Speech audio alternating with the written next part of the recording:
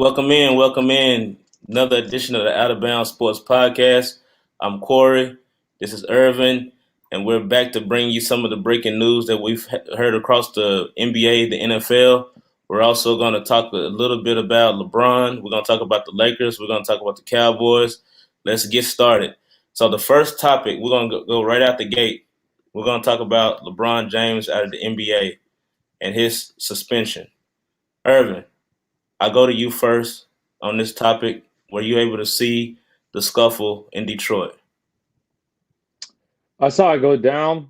I definitely think that there's a lot of emotions going on. You got to look at it this way, and plain and simple. You have a player in LeBron James who is not known to be a dirty player. He's not known to be that person in the league that is the enforcer, right? He's not known as any of that. He's known to be pretty cool, pretty calm, pretty collected. You never see drama surrounding LeBron with incidents with physical violence or anything like that. What's going on, Kendrick? Kendrick, Hope you had a good weekend. But from a perspective of being close to that age group, obviously I'm 24 and he's 20. So being close to that age group, I also understand where the emotions come from, especially if you're a young guy who's obviously I think isn't he like a 7 footer, right? no, he's about the same height as LeBron, like six Okay, eight, 6'9". 6'9". Okay, so Um, I mean, I saw the kid, big kid. He was trucking everybody trying to go after LeBron. Like it reminds me a lot of myself in a sense when I sometimes have those big ego dramatic things that I've gone through and experienced. I'm sure every young guy can vouch for it, right? And the way that I look at it from every perspective is I think that how they punished them was correct. I don't I believe that Edwards' punishment should have been a little bigger than what it was. And the only thing that I'm going about this, like just to give you guys some context, is I'm going about this from an NBA business standpoint. The NBA is a brand. If you have a player who loses control in front of a live audience, people are watching at home, who not to mention just the NBA's brand, his personal brand as well. You have to be cool. You have to be calm. You got to stay collected. It's LeBron James on the other side that you're trying to scuffle with. I understand that there's blood and everything going on, um, but at the same time, you got to stay cool. You got to do it how LeBron does. You were a professional at the end of the day. You get paid that way. I'm sure that there's something in the agreements, in those contracts that they sign that have to do with how you behave and everything like that. So that's where I stand. I think that he deserves a little bit. I think he deserved maybe more like a 3 to 4 game suspension. I wouldn't call it all the way 5, but he definitely didn't show off his best, neither or the league's best in what he did. yeah, I would agree with you that I've gone back and forth with a lot of different people. I'm out for professionalism and things like that, and the league didn't really get portrayed in a good light. This is almost like 20 something years to the date from the anniversary of the Malice in the Palace, which we're not going to get too much into that. I was able to see it unfold when that happened, and I was like, oh my God, it's happening again. And immediately when he did it, it was kind of really fast, really quick. And I didn't really think LeBron really did it on purpose, but I just think that two guys were trying to secure a position on the floor, and LeBron was trying to get him off of him, and his hand kind of slipped and hit him in the face. And right after that, you didn't really get too much of a reaction. It wasn't until he actually saw the blood to the actual point where they was trying to separate them. Then you got the reaction from Isaiah Stewart. Now the league has suspended LeBron and Isaiah Stewart. Isaiah Stewart currently is right now serving a 2 game, and LeBron right now is sitting out for this New York Knicks game that they're playing right now. Had an opportunity to watch this before we got into the show. I mean, they don't look too good. They did close the gap. They was down by as much as 21 points in that ball game, and we're not going to get too much into the game. We're going to talk about LeBron's first suspension a little bit.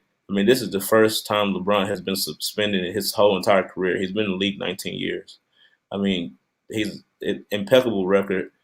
He's been known as a pretty decent overall guy. I mean, he's always embracing of the young players and things like that. He doesn't have a track record of doing anything like this. So, Irvin, what are your thoughts on that? I mean, it's his first suspension, and I know that the league had to make a point, but what do you think about LeBron getting the game? Listen, guys, LeBron is the perfect example of what the league wants it representing. LeBron is a nice guy. LeBron is a genuine person. You could see how he supports young up and coming players coming out of high school, of college. He tweets about it. He shouts them out. He gives props to other professional athletes. He knows what it takes to be the lead. He's a smart man, very, very centered, very, very focused on what he wants to do. And the fact that he's supporting everything. You also have his brand on HBCU colleges now too. They're repping the LeBron James brand on the jerseys. I just, for me, it's like, if looking into what all played out at that moment, how it was handled, LeBron did exactly what he needed to do when the incident happened. Hey, bro, my fault, man. I messed up. It was a mistake. Let's move on. Play ball. I'm sorry. He apologized about the eye, about the stitches, and that's just who LeBron is. And I think when you're determining what the punishment is, you have to go look back at who LeBron James is, and he's shown you throughout as many years in the season as he's been in the league that he's been in, that he's a clean, nice guy, unless obviously he's driving to the basket, then we don't want him to be that nice. He's going to go finish. However, I just think that based on his track record, based on his personality, it shouldn't have been that. I'm sorry that it turned into that, and I'm sure he is too, but I wouldn't call LeBron ever a dirty player, and that's No, just I where I wouldn't. stand. No, I wouldn't either. I mean, obviously, I've had my issues with LeBron in the past on other teams and things like that. It was more so because he was giving it to my teams, and now he's a Laker. Now, I obviously, remember that. I'm going to defend him because he's wearing that purple and gold uniform. I'm a Laker fan, to my heart. You know that, and I didn't really see LeBron doing this on purpose. I mean, immediately AD had even vouched for this and said that whenever it happened, he went up to him and apologized. Hmm. Hey, I ain't mean to do it. And then that's when you see like a couple seconds later where you see he got the reaction when the blood started flowing, and then he's running. I just think they were just way too excessive. I mean, obviously I know the guy plays with a lot of emotion. I was able to go back and look at some of his other games where he's kind of playing over the top, and it's really getting out that getting to that point where it's just too much for the league, especially a league that's really all about its image, like you stated before. And I don't want to see anything like that in the NBA. I mean, I turn on the game and watch a basketball game. We know they're not going to fight. After that, like I said, after the brawl, I mean, a lot of players are really conscious about doing that. You see a bunch of chirping back and forth. But I mean, there's never going to be anything like that again. I mean, the league has made it abundantly clear that they're not going to tolerate that, and the penalties for that kind of behavior is going to be very, very stiff. Now, the only reason why I do believe that LeBron was suspended was because of Isaiah Stewart's reaction. That's my take on that. Now, I did hear that from other media outlets as well, and I agree because with the reaction that he had when he was hit in the face. He's running, towards the Lakers and he's charging at them. I just think that when LeBron hit him, that incited that reaction. Yeah, I agree with you. Like I said, young buck, 20 years old, big guy. Um, LeBron all of a sudden smacks you. you're bleeding, you're embarrassed, you don't know what to do, you know. And at the end of the day, the thing that Isaiah also has to remember is that this isn't this isn't the minor leagues. This isn't something where your teammates are gonna be like, "Oh, Braun just smacked you, man. What you gonna do about it?" You start calling him a like a wussy or something like that. You're a Right. wuss. You know what I'm saying? So Yeah. this definitely isn't that. So I think that plays more into a factor of how you're supposed to remain calm. Your teammates are trying to get you to remain calm. You're trucking over your teammates, assistant coaches, and I couldn't agree with you more. It was more so how he reacted. The league had to go out and make an example out of it so that it doesn't continue, moving forward.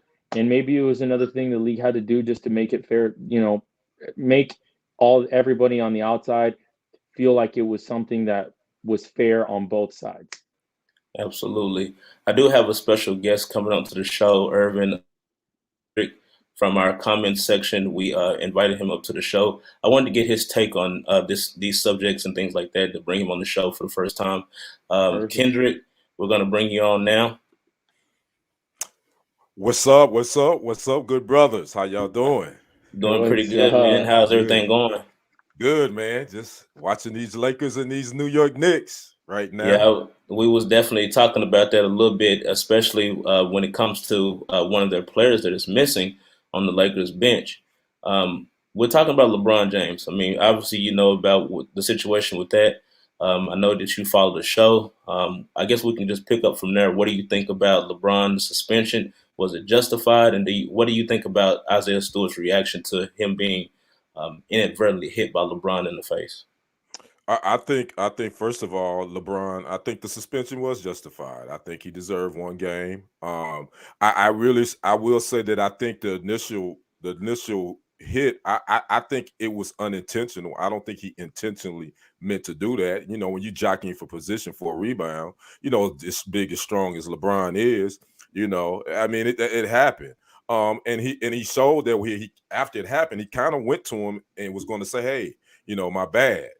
But my man Isaiah Stewart, I think he was just if he was like I said earlier, if he was really a goon, he would have jumped up and smacked him right then. So I think all that other stuff that Isaiah Stewart was doing, it was woofing. He was just running around like he was playing dodgeball. I just think, obviously, I understand your emotions take over, but I really just think that Isaiah Stewart per se, I think he did it for a lot of show because I believe truly if that wouldn't have been LeBron that hit him like that, he wouldn't have reacted as emotional as he did that time. That's just my opinion. Absolutely, I do agree with you on that, Kendrick. When it comes to the initial reaction, and I feel like like they had like that split second where LeBron came up to him, like you spoke about, and that right there, if he would have had that reaction when LeBron confronted him the first time, okay, that's a natural reaction. Hey man, you just hit me. We finna scrap right here. Hmm. Like he didn't swing no punches or whatever. It wasn't until his teammates separated them, and then then that's when he started trying to get to him. He wasn't gonna get to LeBron James. No, that wasn't It, happening. that No, we wasn't know that that. wasn't gonna happen at I think all some fans whatsoever. would have ran out before before he got to LeBron. Well, you're right, and again, you said earlier, Corey, you guys were saying, this was in Detroit. Remember, this is where the Malice in the Palace happened. What about 17 years ago? Believe me, security was on alert. Uh, they would they weren't going to allow that craziness to go down like that. And as Isaiah Stewart, he running through the tunnel and trying to come back through the other tunnel, and all that. I just thought that, like I said, I thought it was a bunch of theatrics on his point. Uh, but this a learning experience for him. Again, LeBron should have been. By no means, LeBron should have been suspended. According to the rules, it was a flagrant two. That's grounds for suspension, point blank. When you Kendra, when you say grounds, that don't necessarily mean the league have to No, impose that. Correct? right. You exactly right. They don't have to, but I think if you look at, I mean, I'm sure they looked at the film and they looked at from beginning to end. And they decided that we gotta suspend LeBron at least a game, and I think that was what he should have got. I thought Isaiah Stewart really should have only got one game. I don't think he should have gotten two. But I thought it would have been fair to give both of them one game to sit it out, and let's continue to play basketball. Right. So we're gonna go to the NFL. We're gonna pivot the NFL. We're gonna talk about the big game with the Cowboys and the Chiefs. Irvin able to Yeah. go to that game, Yeah. Oh, and you went to the game, Yeah, Irvin? yeah. I drove out Wow. there to KC, man. It was a good Okay. time. Yeah, Got it you. was a That's good what's time. up. All right. Yeah. It was fun, man. It was awesome. Okay. KC knows how to have a good time. Gotcha. It was loud. I know they say Arrowhead Stadium is probably, if not outside of Seattle, it's the loudest stadium in the league. And I'm sure I heard it on TV. It sounded like they were rocking in there. Oh yeah. There was a point, and I think this happened on the big Tyreek Hill play, where as soon as the crowd went out and everybody screamed, my ears started to ring, and I looked next at my brother who was there with me, and I was like, "Did your ears just ring?" And he was like, "Yeah, man." Like for like a couple seconds, they just rung. Like as soon as the crowd got up, and everybody at the fans. I got to talk about KC just for a little bit. The fans were phenomenal. Nobody was being, nobody was problematic. Everybody has so much respect for both teams. Because I see a lot of people say that in KC they're Cowboy haters, and they're really not. Like we didn't see any of that when we were down there. I was more hyped to go see Mahomes, obviously, than I really was. Unfortunately, rooting for the Cowboys. I was rooting for Mahomes, and that's sake. Sorry about that, Corey. But That's all right. I got a story about Patrick Mahomes. I actually covered him in high school. oh, did you when he was in high school? When he was in White House, which is right outside of Tyler, Texas. I was Yeah. working for the ABC affiliate there, KLTV, and I got to cover him his junior and senior year. I actually covered his last high school football game. It was the state semifinals. They played at Allen High School. I forgot which team, and it went to double overtime, and they lost in double overtime. So I got to cover his last high school football game. That's So insane. personally, me, I didn't really started following him until he replaced Alex Smith in KC, Mm-hmm. and then that's when I kind of see him kind of take off and things like that. But since we're on that topic, Kendrick, his progression from the time that you've seen him the very first time up until now, what do you think has changed, and what do you think his ceiling will be in the NFL moving forward? I'll be honest with you. When I first saw this young man, I mean, he always had the arm strength, and let me say this as well. He's an excellent baseball player too. He was throwing mid-90s fastballs in high school. So, because his dad was a former MLB baseball player, Mm-hmm. so he had the arm strength. He had all the intangibles. I would just, he was a man among boys. I'll be honest with you. His senior year, playing a football position. Went to Texas Tech, got in that run and shoot offense, utilized his talents. Obviously, they didn't win a lot because their defense just was always mediocre at Tech. But as for him, his ceiling, I mean, right now, man, when you talk about the top 5 quarterbacks in the league, he's either going to be 1, 2, or 3. So I think the sky's the limit, for him. As long as he can stay healthy, that's all that matters. The league wanted to push the panic button the first couple games or whatever. Why do you think the NFL allowed this team to get back into its form? You say, so you think the NFL allowed them to get back in their form? So are you a conspiracy theorist? Is that what you said, Corey? The schedule was planned. Schedule was planned. It looked night and day different, man, from that, because the last game that I seen that Patrick Mahomes actually played really bad against the Tennessee Titans, and he just looked horrible. Yeah, and now it looks like he's taking the check down. He's not trying to push the ball too much down the field. He's just basically taking what the defense is giving, which we've always talked about, that he's always trying to look for the big fish down the field. But now he's finally, taking a more conservative route, getting the running game involved. We've seen Clyde Edwards-Helaire, make an impact in this game. It wasn't a Chiefs game that we normally accustomed to seeing, so that means the Dallas defense did hold up. So I want to talk a little bit about that. The Dallas defense did show up. Now, I don't want to hear anything about Dallas. They held one of the most potent NFL teams to 19 points, and I can tip my hat to that. We lost. I understand. I'm gonna take it, but Irvin, I want to talk about this with you a little bit first, and then Kendrick, you can take over after that. So, Irvin, you saw this game live. What do you think about the Cowboys' defense, which we don't really talk a whole lot about? We know the Cowboys have their issues on defense, but you saw this game live. What did you see when you actually, got a chance to see the game live? Okay, so first off, we're going to start off like this. As far as how the tempo and how they were playing, I would say that the Cowboys were definitely playing scared coming out the gate, and I think that was what continues to be the issue in these last two losses out of the 3 weeks that we've seen is that they seem to just in those big stage games. And the Denver wasn't even a big stage game, so that was just them being overconfident. And I think a lot of that comes from within the coaching. You can't.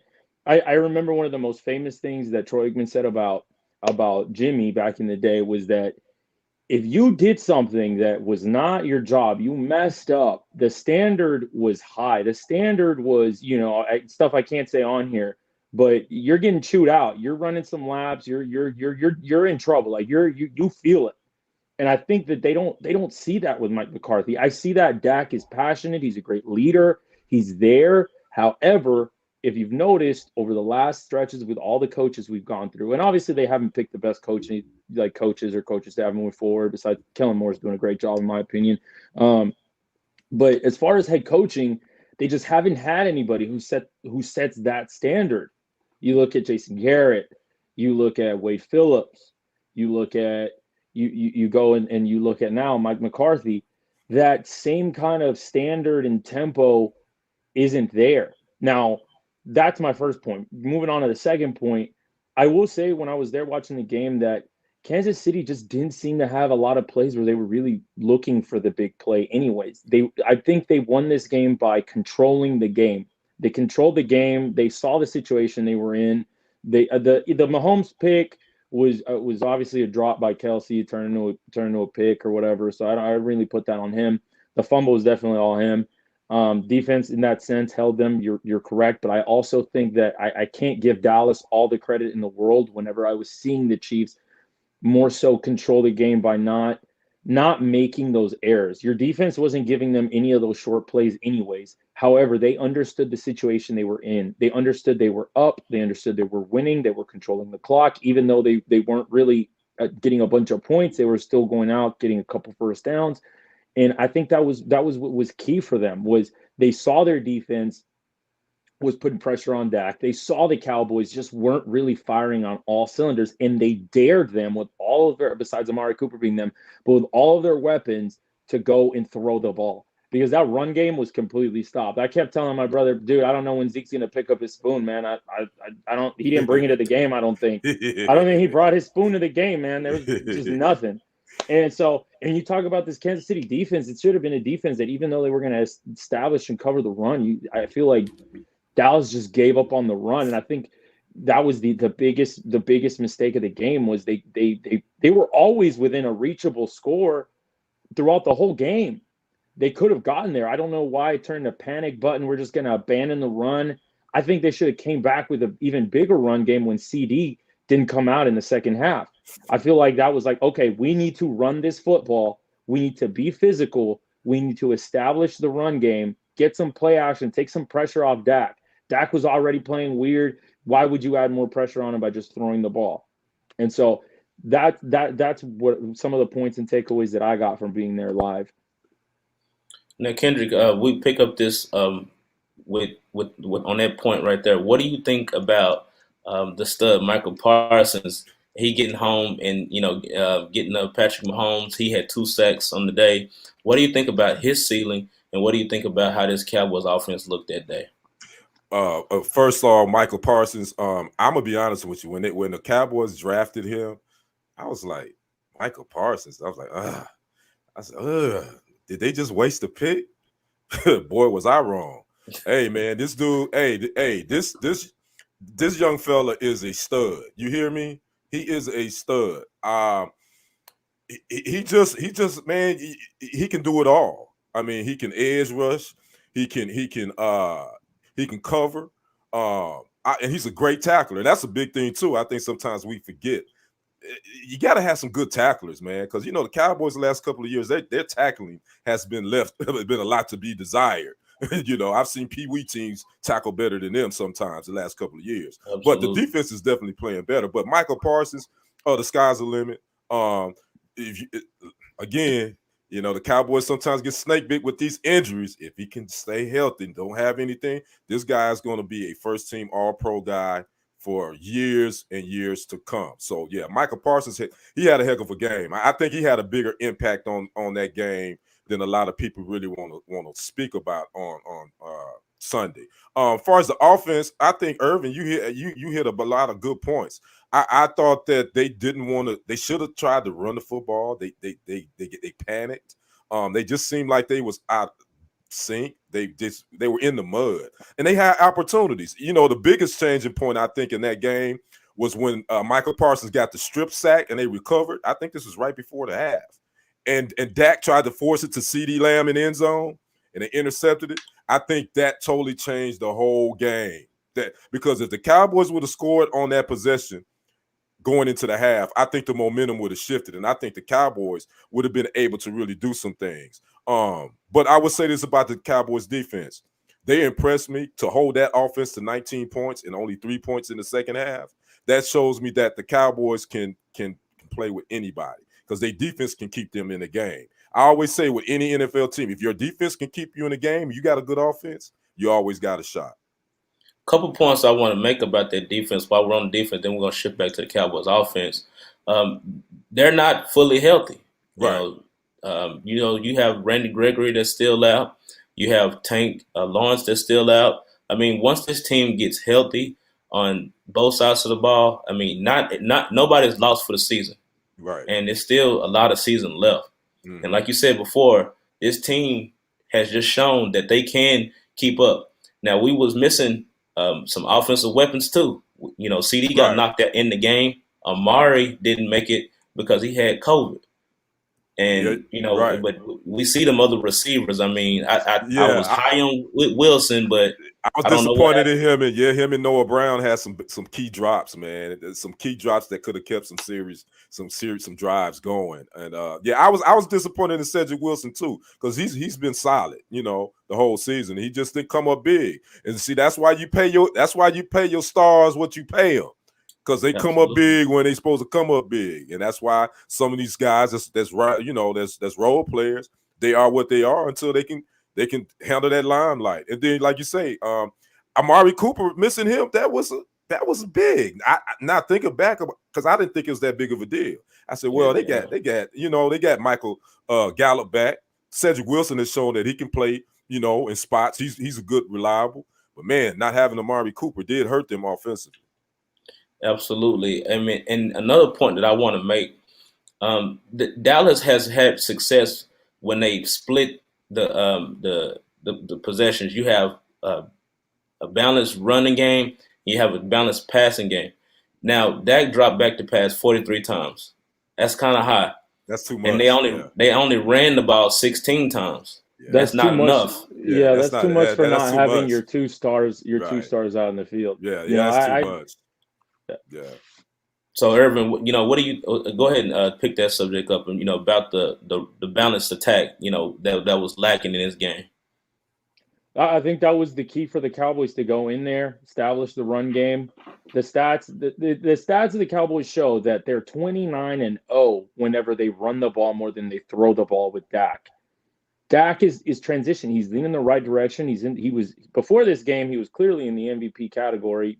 Some would say, "Are you still in it?" But you've really shown us in the last 2 out of 3 games that they've played that he needs to take just another step, just one more in those key situations. But it brings me to my next point is that it's the coaching. Dak is the leader, but where is the standard? Who's running the game? If Dak is clearly not he's not running at 100%. He's not throwing the ball accurately. His confidence is down. He throws a pick before like he said, that fumble where they got Patrick Mahomes to fumble, that if they would have scored there, would have changed the entire game. I couldn't agree more. It would have forced the Chiefs to bring out some more explosive plays to keep up.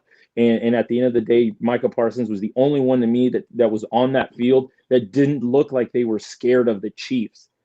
Like, it's like even Zach Martin was getting thrown around by Frank Jones. Zach Martin, right? Yeah. Like Yeah. he's a Hall of Fame offensive lineman, and he's Yeah. getting thrown around. So I think what the biggest issue right now going on in Dallas is that coaching staff. It's like, why are you letting Dak throw 40 something times if you're still in the ball game? Why aren't you trying to establish the run? You have Zeke, you have Pollard. Pollard got free for a huge big play.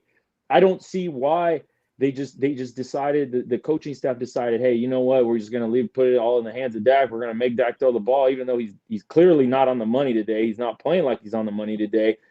It goes back to the same thing. It's just the Cowboys have enough talent to overcome some of these bad coaching games. However, that is the difference between a championship team that's firing on all cylinders. You look at the Bucks. Yeah, Bruce Arians isn't all that great, but he's got Tom Brady there to kind of guide them in the right direction in coaching, and they know what's going on. They take those checkdowns, they take the small plays. If they're not having a good game offensively passing it, Leonard Fournette gets the ball whenever they can try to establish the run. We go to Green Bay. What's going on with Aaron Rodgers this season, right? Everybody's wondering why his passing touchdowns aren't as high. It was because he's got Aaron Jones in the backfield now. They understand how they have to play as a team collectively to keep the standard high on all sides of the ball, and just play all well together as a team. And it starts with the play calling and the coach. The coaching is just not there right now for Dallas. It's just not there. I don't know if you could look at Jerry, you could look at Mike McCarthy, because obviously we all know how involved Jerry is. But I think that until you switch up that standard, that spark, it's going to be missing. Yeah. Absolutely, fellas. I definitely agree with both of you guys on your takes. Cowboys are just going to have to figure it out and get it together. They have a short week. They play the Las Vegas Raiders on Thanksgiving Day. Should be an interesting matchup. Still without Amari, and I haven't really confirmed. I'm gonna ask you, Kendrick. Have you confirmed that CD will be available for this game? He's still last thing I saw, he's still listed as questionable. I did hear that Stephen Jones was on 105.3 The Fan, and he said that his concussion protocol is going well as today. So he still possibly he could play on Thursday. That is CD Lamb. Tyron Smith, he's still listed as questionable too as well. It's possible that he could play. And I really think they need him back more so than anybody, because Dak need that left side protector. Still ain't it. Yeah, still, man. He ain't it. I'm just gonna be honest with you. He ain't it. Yeah. Yeah, So, I mean, I'm done on Terrence Steele, man. Like, because he looked good. He looked like he could have been a suitable replacement when Lau was out with the suspension. But now, I mean, like, oh man. And then Connor Williams is I mean, he's just. I mean, every time you look up, it's a penalty. Just dumb stuff that you're seeing. Little small bush league penalties that they're making and stuff like that. I mean, they're going to have to get that together, tighten it up. They're going to make a strong push. They got to tighten it up. Another thing Irvin was mentioning about the offense, and one thing that I don't understand, first of all, let me say, I'm a Packers guy, but I love football. So I call it like I see it. I ain't no expert, I do what I do. But the one thing about the Cowboys, I don't understand, why don't they run more screens? They have the athletic type offensive lineman that it could do that. And then why don't you kind of use some more formations with with Zeke and Tony Pollard in at the same time? Why not? And Kellen Moore he's a damn good play caller. I'm not hating on him at all. I just was wondering why. And I was just watching the game. I said, how come they didn't kind of throw some new wrinkles? You didn't have Amari Cooper. Just try something different. You know what I mean? Absolutely, yeah, that's a good point, Kendrick. I think that's something that they should at least examine going forward, because I mean their offense is starting to look a little stagnant, and people are starting to figure them out. Yes, so and that's what happened to the Chiefs. The Chiefs' offense have been figured out, and I don't, they had, what was that, the week before they scored 40 on the Raiders, but I don't see them putting up 40 again. I knew they weren't going to put up 40 against the Cowboys. I knew that it wasn't going to happen. No. So absolutely. You gotta be flexible, or you're gonna end up like Jason Garrett Yeah, and we definitely quick gonna quick we're point gonna quick point before we move on, and I heard this earlier, when he was talking about how what's going on with Dallas, and in comparison to all the bad play calling and everything. It's like this is kind of do or die right now for you guys coming into to the Raiders, man. You got some pressure on you because obviously everybody's chasing for that first round bye. But one Right. thing that we also have to look at when it comes to how strong the offense is and balancing it is the fact that this league has adapted to all those big play guys. What's going on with the Bills? No run Yeah, game, right, all right. slinging it, Yeah, slinging it, slinging it. yeah. What's going with the league evolved at the beginning of the season? Okay, the Chiefs were the victims because everybody was running two high safeties, but they said, wait a minute, the Bills, the Chargers, the Bucks, they love to sling that thing down the field, right? Why are we not playing them like we're playing the Chiefs? Why are we not doing that? What happened? Look what's going on in the league right now. All those teams that were just pass first, pass crazy, they had to make some adjustments. They're struggling. The Yeah. Bills are every nobody saw right now the Patriots leading that division. No, but Nobody saw that nobody. coming. Nobody. Nobody saw that coming. Right. The Bills were Super Bowl favorites. Yeah. What happened? What happened? This league is evolving. The defense is evolving. We're starting to get away from the high pass leagues now because the defenses understand. And now what's going on is it's forcing all of these teams that just decided to abandon the run game, the short plays, all that stuff. It's forcing them to go back to that, to play that old school kind of football, run the ball, be physical. Who was doing that before they lost Derrick Henry? The Tennessee Titans. Titans. Yeah. The Tennessee Titans were doing it. They were being Yeah. physical. They were staying on the run, and then when they had the play action going, boom, to those big receivers. AJ Brown, you got Julio out there too. So that is why I still think that if the Titans had Derrick Henry right now, that record would be one loss shorter than it was, because the Houston loss was a complete embarrassment. Yeah. But like I said, going back to it, it's they're going back to balanced offenses. Yeah, quick point. They did just waive Adrian Peterson, so his stint Yeah. with the team has ended as well. So And, it's and, and I saw him. I covered him in high school as well. So oh wow. I'm telling my age. I'm a lot older than you guys. But Yeah, I covered Adrian Peterson at Palestine High School, Palestine, Texas. Oh wow, man. Yeah, he's been around for a while. I think AP is older than me actually. No, about a year. I Yeah, think a year or yeah, two. boy, yeah. All three of y'all old enough to be my sons. Yeah, yeah, man. I mean, we have to definitely get you back on the show and talk about some of them days when you was covering these historically great players before they even became that. Yeah, that most But definitely. You know, I love to. Just let me know. My pleasure. We'll yeah, definitely do that. definitely. We're definitely. gonna stay in the NFL and we're gonna talk about some Week 11 matchups. The first one we're gonna talk about that Falcons and Patriots game. The Patriots did get the win. It was 25-0. But it wasn't really a spectacular offense because, as you pointed out, Irvin, about the teams just taking a more conservative route and being a little bit more physical. Contrast to that, you look at Mac Jones. He only threw the ball 26 times for 200 and something yards, 207 yards, and one touchdown with one pick. But they ran the football, but they do it by committee. They got Stevenson. They ran the ball with Damian Harris. They also had Kendrick Bourne. He had one carry for 7 yards. Mac Jones rushed the ball 6 times. Um, you know, um, kind of talk about that a little bit. I mean, that game, right now the Patriots are 7-4. Everybody's kind of beating up on the Falcons. They're 4-6. But the Patriots are, in the front right now. And my dark horse pick, if you remember a couple shows back, was the New England Patriots. Mm. I did say that. Oh, You know, I want to so see. I want to see that show because I don't believe it. I believe you pulling my leg, Corey. He You said, pulling "Show my him the leg. clip. Show him the you clip." remember it was 2 shows ago when we was talking about our picks, and I said don't forget about the New England Patriots. Okay. All right, I'm gonna go back and try to find that show because I believe you pulling my leg. Yeah, definitely. Irvin, though.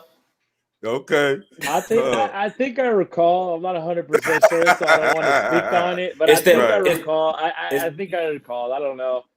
Uh, it's that one show that we was talking about, our different picks, and you kind of talked over it, and then Kendrick actually came back and told you that you didn't give a pick, and then I went and gave you oh, okay, my okay, okay, pick, okay. Yeah, and what Oh my was it? pick was the New yes, England Patriots. that's right. Okay, okay. You right because Yeah, I was watching that show. yeah, You yeah, right. yeah. I get Yeah, you. I Exactly. get you. Yeah. Yeah, but My take on that New England, Falcons game, the Patriots. Listen, as much as it despises me to say this with everything in me, I gotta give props to Bill Belichick. For some reason, this dude, he knows how to get the best out of his players. Even the superstars. It's been the ongoing story. Was it the system or was it Brady? Was it Belichick or was at this? I mean, it was both of them. I just want to kill that because I don't think they either one would have been successful without the other. So right. it was both of them. But specifically about this game, I mean, the Patriots they defensively they playing great. I think they lead in the league in takeovers, if I'm not mistaken. They are they and takeaways. My bad. They're playing solid defense. They running the ball really well, and their rookie quarterback is making good decisions. That's a recipe for wins in this Yeah, he league. looks good. He's looking, Mac Jones ain't great. Let's be honest. He ain't great. If we had to choose between him and Justin Fields, which one would you choose? I'm I'm going with taking Mac Justin Jones. Fields.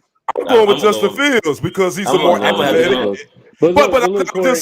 I'm just saying Justin Fields is more sexy. You feel what I'm saying? Yeah, Most, yeah, most of the time, you're gonna go with the car that got the better toys or has the and most bells and whistles. But all I'm yeah, saying though, Corey, is that if you put Justin Fields in the Patriots on the Patriots, it's a whole different ball game. It's a Nah, whole because different. You got to if look they, at. I understand that it's a complete byproduct of what Saban and Bill Belichick are. I understand the type of quarterback that they want. I understand what happened with Cam. I understand that, right? But let me break it down like this. You get a quarterback as talented as some of these dual threat guys, like the Herberts, the Justin Fields, the Trey Lances, whatever the world, right?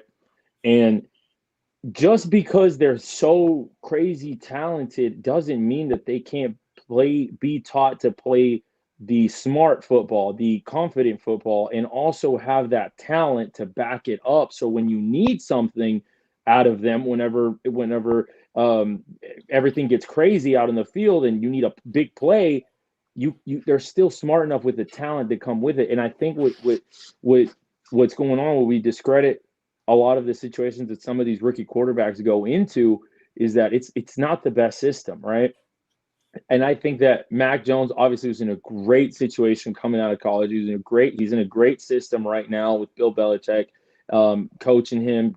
Everybody's getting the stats out to compare him like Brady and everything like that. And at the end of the day, I don't see how it would be that much different. And I think it'd be better if you put a quarterback with all that talent being coached by one of the best coaches to ever coach in the NFL. Irvin, I gotta disagree with you on that. I mean, I feel like Justin Fields just systematically would not fit with this offense. I mean, it's a particular type of quarterback that's gonna run this offense.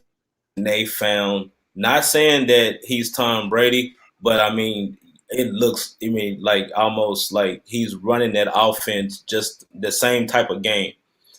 If Tom Brady had a baby, it was Mac Jones. And Oh man, actually that's a good analogy. Yeah, I can see that. yeah. Well, you got to give Josh McDaniels credit too. I don't think sometimes we overlook how important an offensive coordinator is for a quarterback.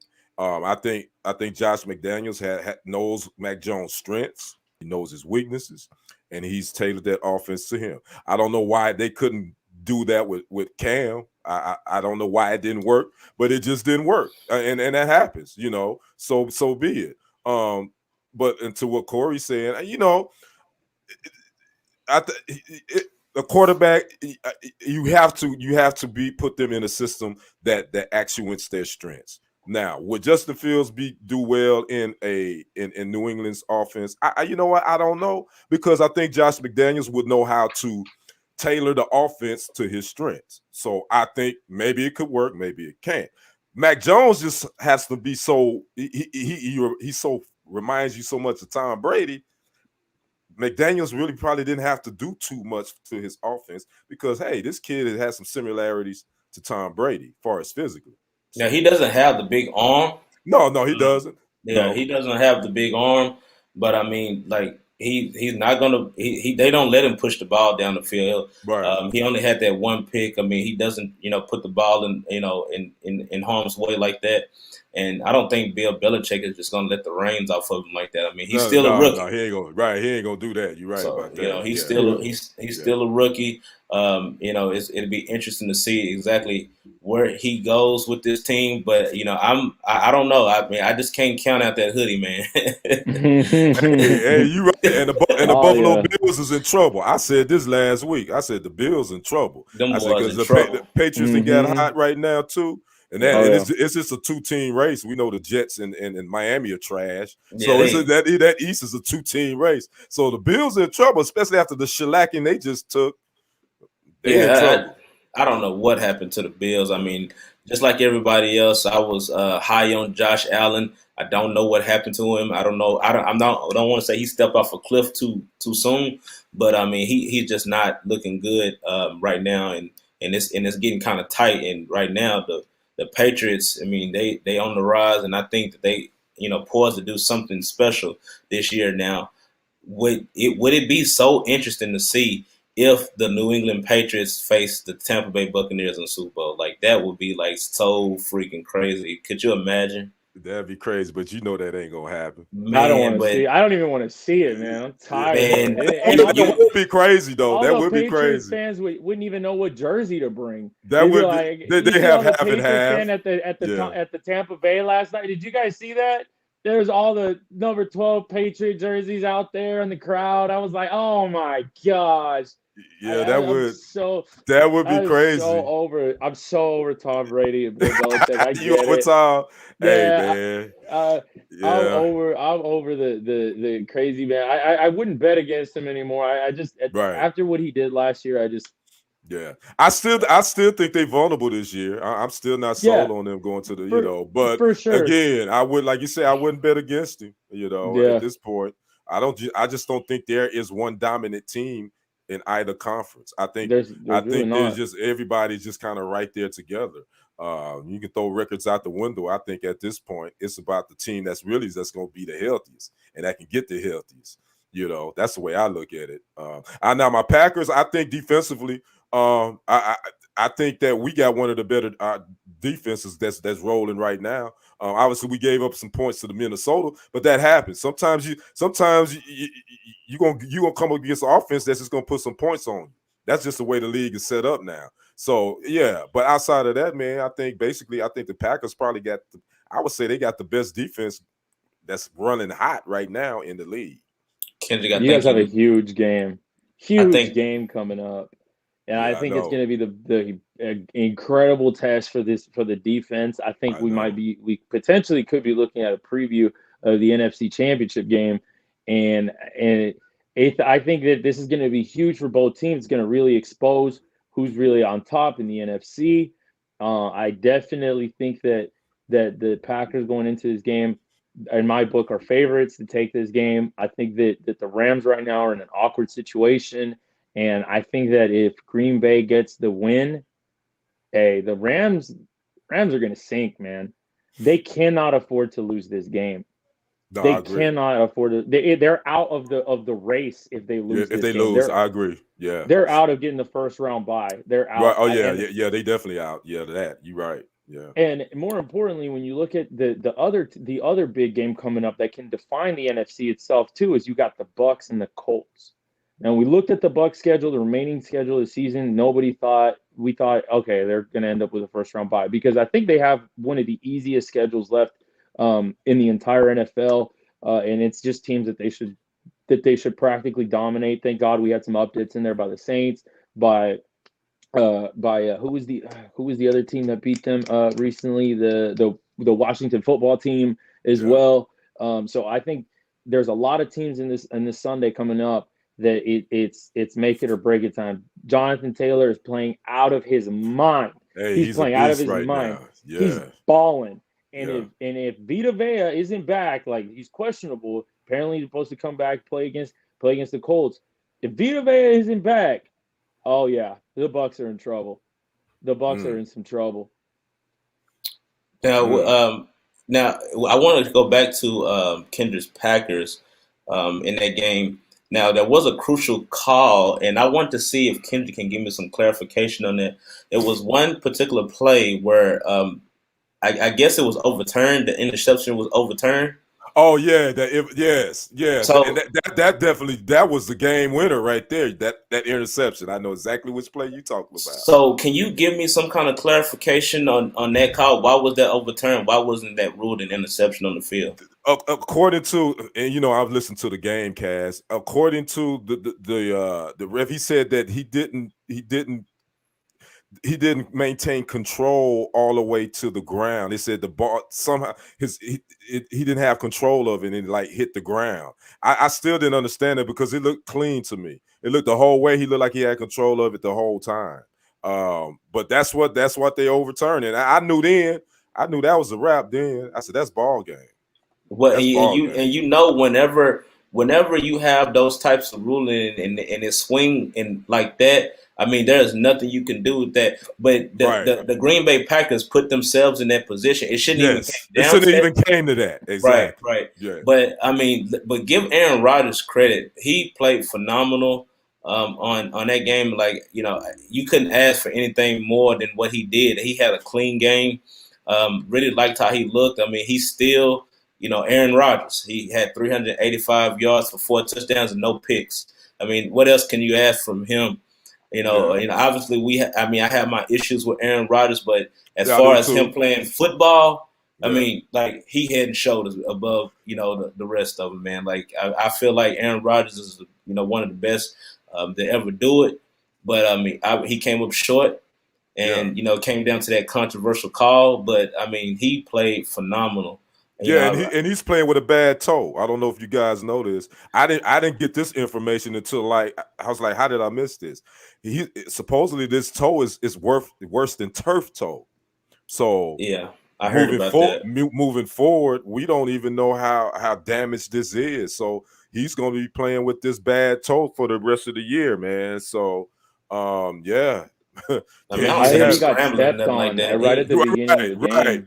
Right. I don't know how much scrambling, planting and all that, man. So yeah, it's gonna be a rough go the rest of the year. Then our left tackle was done for the year. But I think y'all getting, Bakhtiari. We getting Bakhtiari Bakhtiari back, back. but Yeah, we lost Jenkins I think for he the got year. a ACL, I Yeah, believe. ACL. He's done for the year. So Yeah. so you got that, and then you have, like you was talking about before. I mean, the defense was red hot coming into this game, but I feel like this game they got exposed. They gave up 251 yards to Justin Jefferson and Adam Thielen.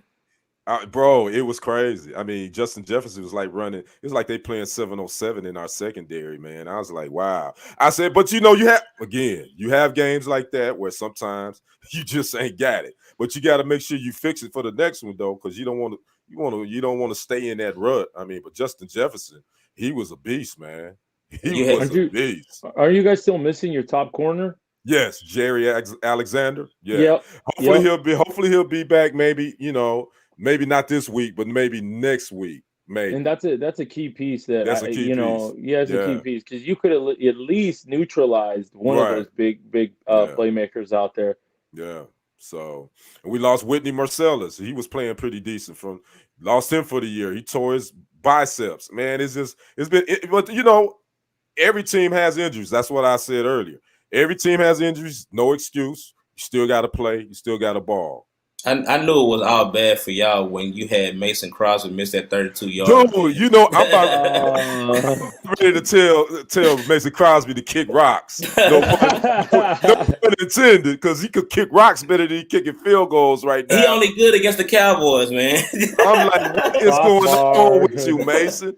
I'm like, dude, really? Because when you think about it, he missed the. I mean, if he would have made that field goal he missed, I think we would have won that game.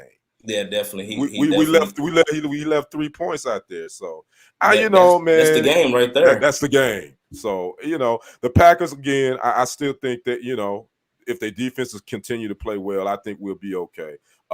Aaron Jones will be back probably the following week because he missed 2 weeks with a sprained MCL. But AJ Dillon, he's been balling. So okay, cool. We still rolling with him. So the NFC North division is there to lose because You got Patrick Taylor too in running back. Patrick Taylor. Detroit is trash.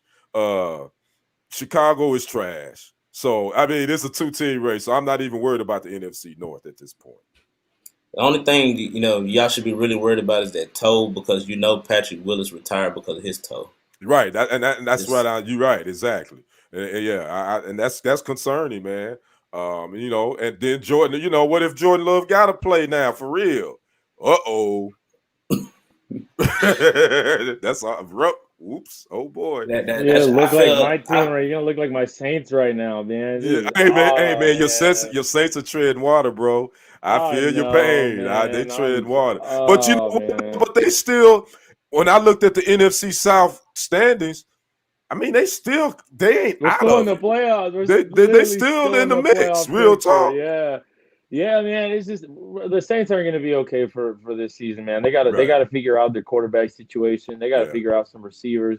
They don't even have the cap space coming up. I don't know. I can't say that I'm 100% that we get Michael Thomas back next year. Those are some of my concerns. I think that there's too many missing pieces. And I think that, there's some behind the scene drama going on between Michael Thomas and the Saints. And I just, I'll say it, as a loyal Saints fan, that I just don't think that we're going to see MT come back next year. I just can't say it with full confidence. Right. I can't say that. It hurts me to say that, but there's too many missing pieces. We don't have the cap space for it. I don't know why we extended Taysom Hill. I was just going to ask you about that. What's your thoughts on that contract? I don't know why we're doing it. We're wasting cap space. I love Taysom Hill. Don't get me wrong. I think he's a key player in our offense. He definitely plays with heart, with passion. However, we need something more. We need something more. I think Jameis was trending in the right direction. His TD to interception ratio was amazing. It was like 13-3 before he got injured, and with no, I mean, even with Winston, if you don't have anybody to throw the ball to, I mean, you're just not winning games. And at this point, it's like everybody who faces the Saints knows, okay, it's going to be screen plays, running plays with Kamara, short plays, and if you just lock down those practice squad third string receivers who we're rolling out with right now, is just a recipe for disaster right now for the Saints. There's a lot of stuff they got to fix. I think next season it might go a little worse than this season for us, unfortunately, because of that cap space. Yeah. Y'all remember that one song by Eminem with a real Slim Shady, Please Stand Up? The real Trevor Siemian showed up. That because he's been playing. Don't decent. Don't even tell me about that pick six we lost the Eagles. I don't even want to talk about it. I was like, okay, I think we can pull this out. The real Trevor Siemian has finally arrived. He finally showed up, huh? He finally showed up. This is the Trevor Siemian. He'll say, okay, this is the guy we know from Denver. This is the reason why he bounced around the league. To Sean Payton's credit, man, I think that he showed that he with these quarterbacks is that he has something where he can fix those bad decisions in them. He has a good way of kind of resetting the button on bad habits, and I think Sean Payton gets overlooked a lot when it comes to things like that. Is if you look at his record with backups, realistically, I mean, Teddy Bridgewater won 5 games for us, man. Taysom Hill won. Irvin. He's not a backup. He's a third stringer. I know. You and can't keep rolling him out there like no, seriously. I know, man, but who are we gonna use, I man? don't Right. know. Yeah. Like, At dude, this I don't point, know. right. Look, I went to the Saints game, the first game that Taysom Hill played. I was there watching live when he got to start as the quarterback. Right, Drew Brees had just gotten his ribs broken. It was a total upset for me. I want to go to NOLA, watch Drew Brees. He gets hurt the game before. Great, right? And so I go and watch him, and he throws this deep ball that is so short. It's so short, but he got so lucky that the receiver kind of looked up, saw how short it was, and started running back, and he caught it, and everybody was crazy. And at that point, it was one of the worst throws I've seen by a quarterback in a long time. And at that point, I was like, oh no, Breeze, we need you back, man. Like, we're gonna need you back Right. ASAP. I don't know why they And didn't try to get they was reaching out to what was that um Rivers. What happened with that? look, man, let me tell you something. What's Oh, gonna I happen, know you right? said you didn't like No, that. I didn't like that. You ain't Let's. talking about Phillip Rivers, are you? Yeah, I heard about He talking about is. Philip Oh Rivers. man, They're that's like talking that's about. like going to buy Fix a Flat to put in your I was time. telling him too, it would be the You biggest disrespect to Drew Brees. right. I couldn't even do it, man. No, Couldn't right. even do it. Yeah. More, and I think, you know what? I think Drew heard about that. He probably, hey. So who you do I hear you guys are talking about? Who are you calling? Like, Drew Brees is, I'm telling you, he probably picked up that phone so quick from the NBC studio. Was like, I know that we're not thinking about getting Phillips out there. Like, Phillip Rivers, just get him out. No And well, disrespect to Phillip Rivers though, because I think he actually played well that one year in Indianapolis. I will say yeah, that. I think yeah. I he mean, yeah, did. he took him. But Yeah, I mean, to me, that would have just you reaching now if you reaching out to Phillip Rivers. I mean, yeah. what else And do you No, more got? importantly, look, man. yeah. All I'm gonna say, because I obviously don't want to drag the show on any longer, but I'll say this: hey, I don't see Russ coming back to the Seahawks. You know what? That's been that's Colin Cowherd and then we're talking about that today. A lot of people are thinking that the Giants might be where he end up. The And I'm Hey, like, all I Giants. know is that whoa. we were on that list that his agent tweeted last year. Yeah, the Saints were. You right. We were on that list, man. Yeah, We got the defense. The defense is there, man. yeah. Listen, you know, I'm sorry, MT, but look, man, if it comes up with trade negotiations, things like that, man, the Seahawks are gonna go through a rebuild. Yeah. Seahawks are going through a rebuild. I just Yeah. don't see Pete Carroll there that much longer. I don't either. Russ is Yeah. definitely not going to be there that much longer after this season. Yeah. And to his credit, I get he's tough. He's going out there. He's balling, but they need to shut him down. They need to Yeah. shut him down. Yeah. He can't do it. He can't throw with that with his that injury. finger. Yeah. Yeah, he can't. He just can't. And I think that I get it. Like, you're tough. You're trying to show your leadership and things like that. But you're hurting your team. Like, you're legitimately hurting your team. I'm gonna give you a pick for Russell Wilson, and I'm gonna just think about it. The Cleveland Browns.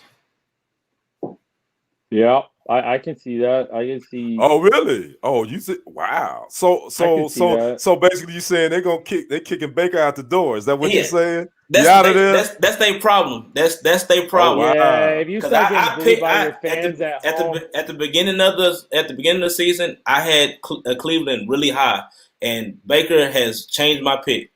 he's going Wow. through the same thing like Russ is. Like, I don't understand like where the head Swallow him. coach draws the line. No, what I'm saying is they're playing broken. Like, I'm not saying that he deserves that as a crutch or whatever, Baker Mayfield or anything, but he's got like 4 different broken body parts, and he's out there, trying to play football. It's like, at what point as a coach do you just say you just got to pull the plug and be Right. like, I really, I admire how tough you are, but you're just not, like, you're not it right now.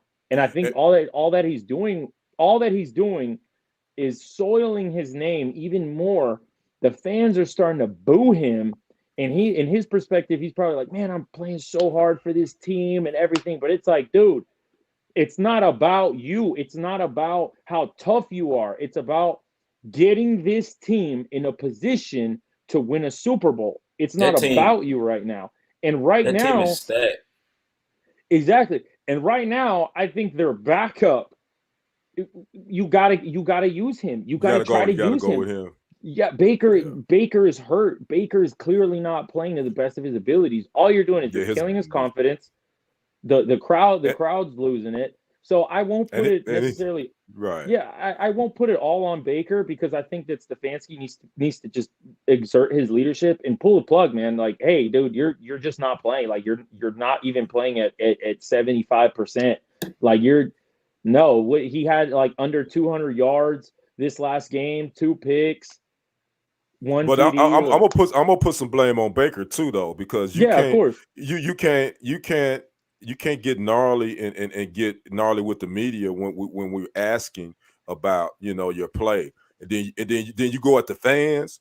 You can't say, well, if I'm sure those are some of the fans that's not even quiet when we trying to run our offense. We on offense, bro. You're not gonna ever win that battle between Never. fans, Right. bros. Don't even mess with that. Leave that alone. Stop coming into these press conferences being a little bit in your feelings. Stop it, man. You done been doing this long. You've done it long enough now. You know how the game is. So you're not gonna win over fans being like that.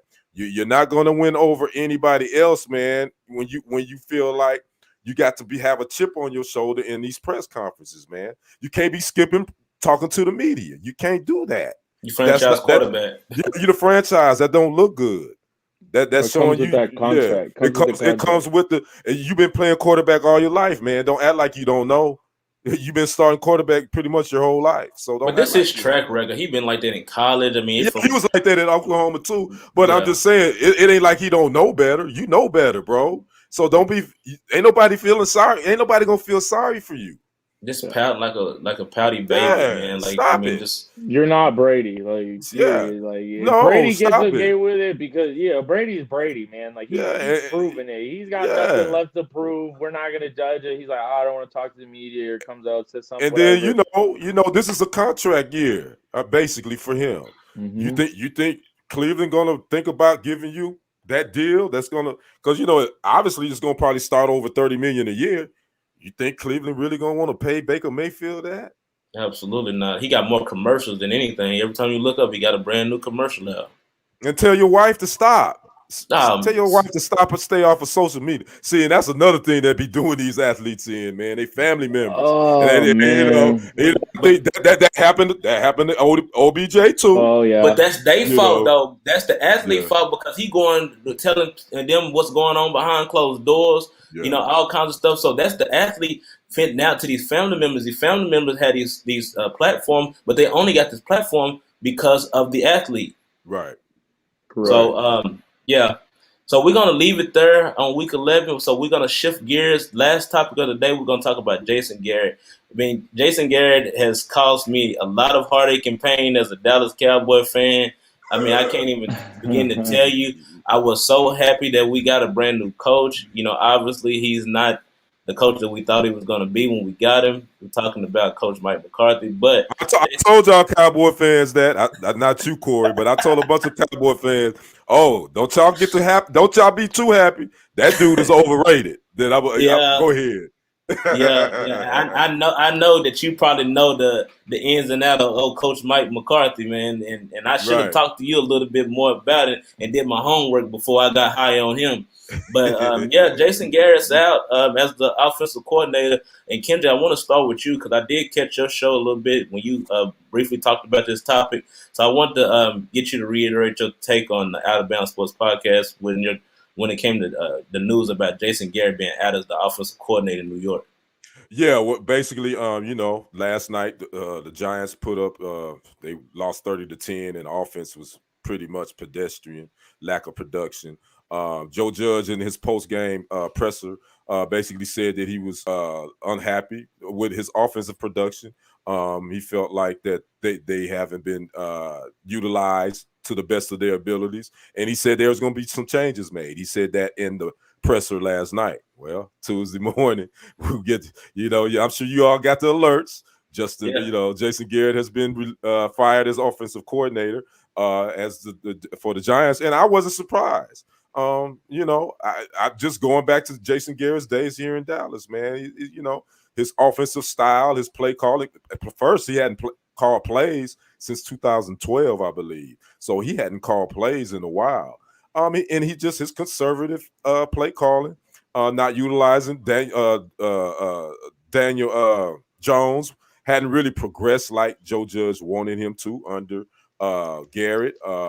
They had a bunch of weapons. I know their offensive line wasn't great, but they had some offensive weapons. And he said the production just wasn't there. The offense is under Garrett. The offense has been in the lower half in the NFL league in every category, passing, rushing, since Jason Garrett has been offensive coordinator. So Judge decided to go ahead and cut bait right now, and I understand. Far as who's going to take over the play calling ability, because Joe Judge has never called plays. He was a special teams coordinator with New England prior to being hired as coach of the Giants. So Freddie Kitchens, who was with the Cleveland Browns as an interim head coach, offensive coordinator with them, he's on the Giants staff. Some reports are saying that he will take over the play calling duties for the rest of the season. So that's the gist on Jason Garrett. And I like I say, I wasn't surprised. Were you guys when y'all saw that? No, not really. I mean, you look at they got to find a scapegoat, and and I call it a scapegoat because it wasn't just on Jason Garrett. Daniel Jones is awful. Yeah. The offensive line is awful. Like I was telling you in the previous, they're just awful. But it was one point that was made. I don't know if it was you or the other gentleman you had on your show, Kendrick. But Joe Judge did say this was not a snap decision. So it made me think about what was said on your show about this is not just because they lost that game and it looked bad. This has been a continued thing where there's been some counseling, like some conversations in the background. Hey, we're going to have to start doing this. We're going to start making some decisions. And, obviously it's just all getting worse. We saw some flashes. Now they're 3-7. And they just look, they didn't even look like an NFL football team at this point. I mean, right. And then let me say this too, Joe Judge. This wasn't his guy. Jason Garrett basically, he played for the Giants, was back up there the early 2000s. So he has been really good friends with the ownership. The Mara family, I believe, owns the Giants. So the Giants basically recommended Garrett after he was fired from the Cowboys to Joe Judge to interview him for the job. And now that I think about that, they didn't recommend him. They said, hey, we need you to bring him back on staff. So Garrett really wasn't Joe Judge's guy anyway from the beginning. So I think this firing I'm not going to say it was easy, but Joe Judge said, hey, he wasn't my guy. So, let's move on. Do you see him, Irvin? Do you see him possibly being back with the Cowboys if they lose Kellen Moore? They better not. Yeah. We're talking about Jerry Jones. Man. True that. Look, man, to your demise, I don't even want to get into the Jerry Jones situation. Man. They didn't want to really let him go. They didn't want to let him go in the first place. No, man. No, Jerry didn't. He got pressured. He got pressured from all sides. Jerry didn't want to fire him. Fans got involved. Like everybody said, hey, he got to go. Jerry just needs to stick to the financials, man. He just needs to stick to the business financials, man. It just goes back to my standard conversation. I don't want to beat a dead horse again, but like, man, I think Jerry is very well one of the issues in Dallas right now. Not from a financial perspective, right? I can't say anything about that. Like finance, business, promotions, all that stuff. Hats off. He's doing a fantastic job in that sense. But whose owner do you see making like interviews and podcast shows and things like that before games? Jerry Jones. He's the only one that I know of. Yeah, nobody. Whose tape do they replay in all in the other networks? Whose voice do they replay every week before the Cowboys game? Some kind of Jerry Jones remark, some kind of point about what the upcoming game is coming, somebody's performance, whether it's maybe the last 2 weeks ago where he threw Mike McCarthy under the bus,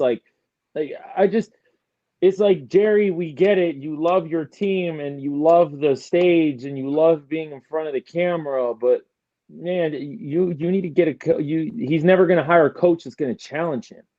And that's the issue. The only one he did was Parcells, and you see how long that lasts. Yeah. Yeah, I knew that wasn't Exactly. gonna last that long. Yeah. I mean, I think that Exactly. marriage started dwindling when they brought in To Yeah, that's when it happened. Yeah, yeah, yeah. because he didn't want To. I don't know why he didn't. To had probably his most productive. When you think about his career, his most productive year was his 3 years in Dallas. I was Uh, Get your ecstatic. popcorn. I'll get your yeah. popcorn. Get So your I don't know. popcorn. Well, Parcells is old school and To was To, so you know how that go. So yeah, I knew that probably wasn't gonna work long. But back to what Irvin said about Jerry, I think he has kind of let go of the reins a little bit, but A little. he's always gonna keep his hand in the pot. I mean, and that's and just the way he and that do. might be the defining point. You just need to get you a bona fide football guy that understands football, and that's it. You don't It need the ain't. owner involved with that kind of stuff, I man. agree, but guess what? Y'all know that ain't gonna happen. He need Jerry, to fire. He got to fire himself, man. He got to Jerry, fire himself, but man. this is what I tell Cowboy fans. Don't even stop even thinking that's gonna happen. Stop thinking that he's gonna hire a. It ain't happening. If it ain't happening in 2021, believe me, it ain't happening. He's not gonna Man, bring in a general manager. Jerry's gonna be the general manager and owner until the good Lord calls him home.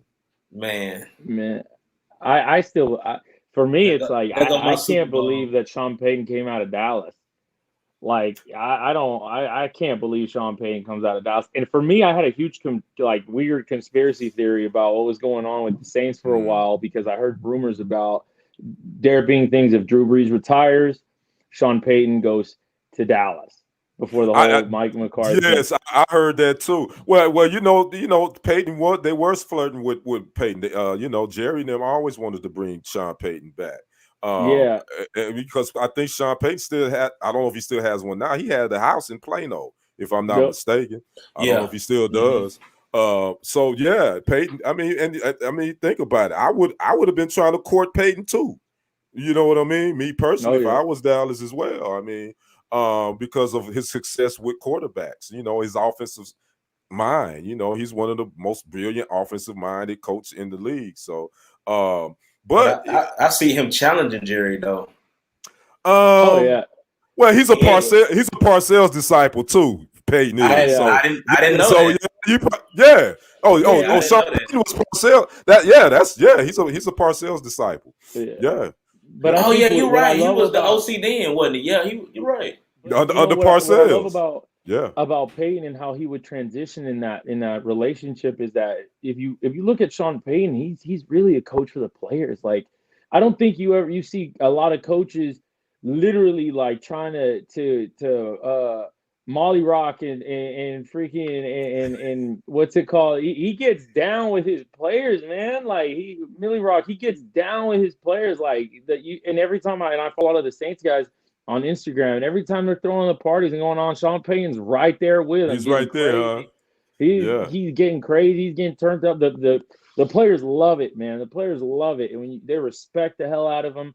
I think and I was scared for that trade myself. I was like, man, another guy who I think would fit in well because he's a very quiet guy, and I can't believe he hasn't gotten a head coaching job. He is Eric Bieniemy. Yeah, Um, it is funny you mentioned that. I meant to. We were talking about the Chiefs, and I wanted to mention him too because he's the OC there, and so I think he's had to probably change some things a little bit with Patrick to where they can kind of get on the same page. Now I agree. I think Eric Bieniemy should have been hired with these other openings, and I think he eventually will get a job somewhere as a HC because I think he's one of the most underrated offensive coordinators and coaches in the game. So, and it's a lot of college. I don't know how he feels about going to the college game, but I think he would be a great fit for USC.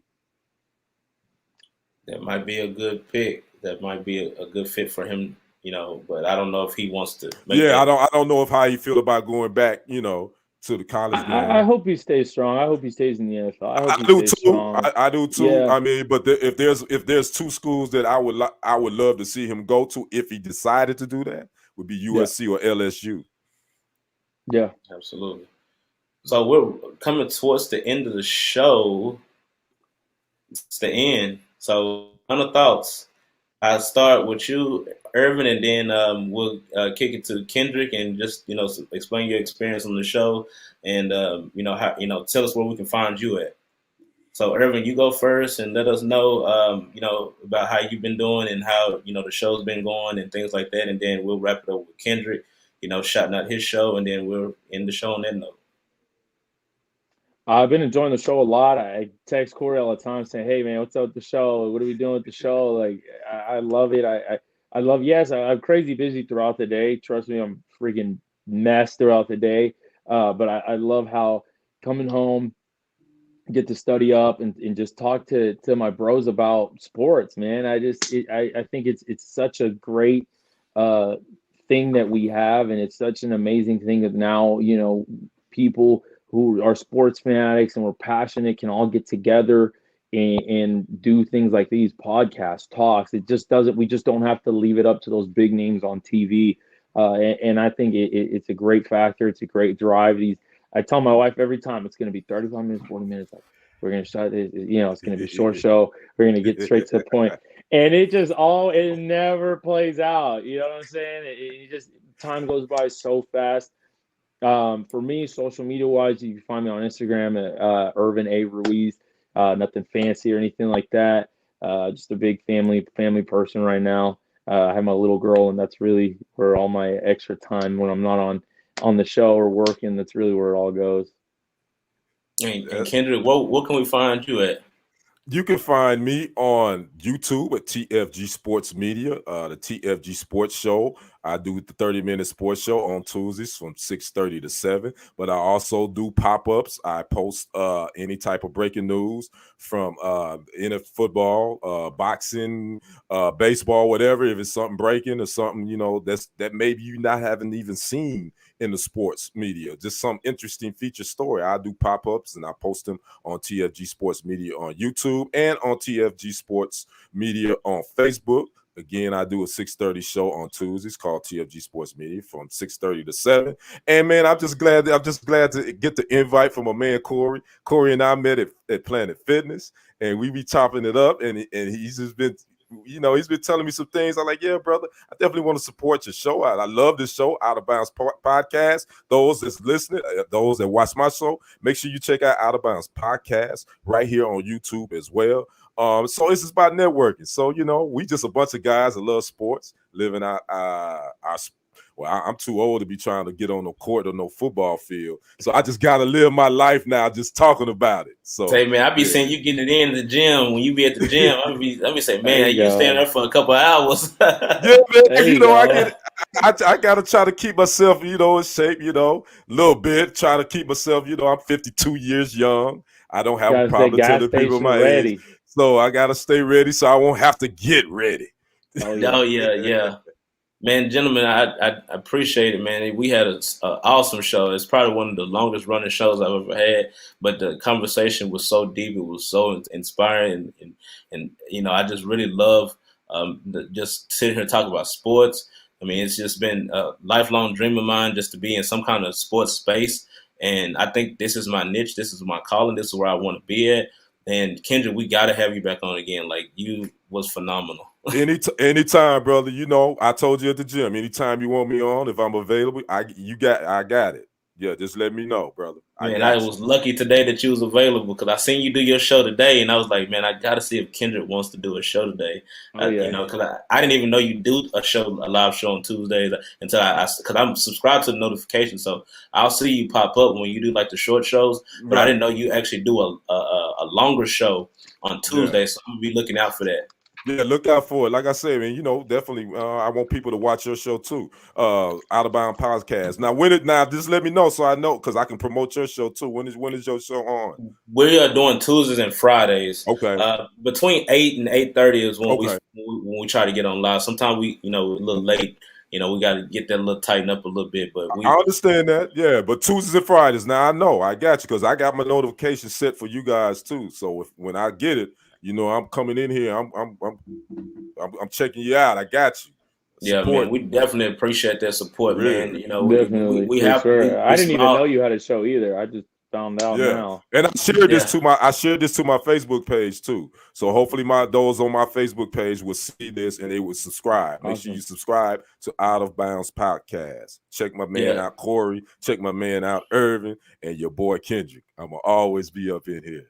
Yeah, Irvin, definitely check it out, man. He Yeah, got some stuff on there. Like you're gonna be really impressed by the way his show is, man. Like he's real I'm professional, with real. it. It sounds like Yeah, I'm tuning in. It sounds like I'm tuning in before the show. yeah, So definitely. I'm with it, man. Thank I'm you. with it all. Thank you. So we're Appreciate it. gonna end the Yeah, show no on that problem. note. Again, thank you, gentlemen, and we are out. See you guys. Peace.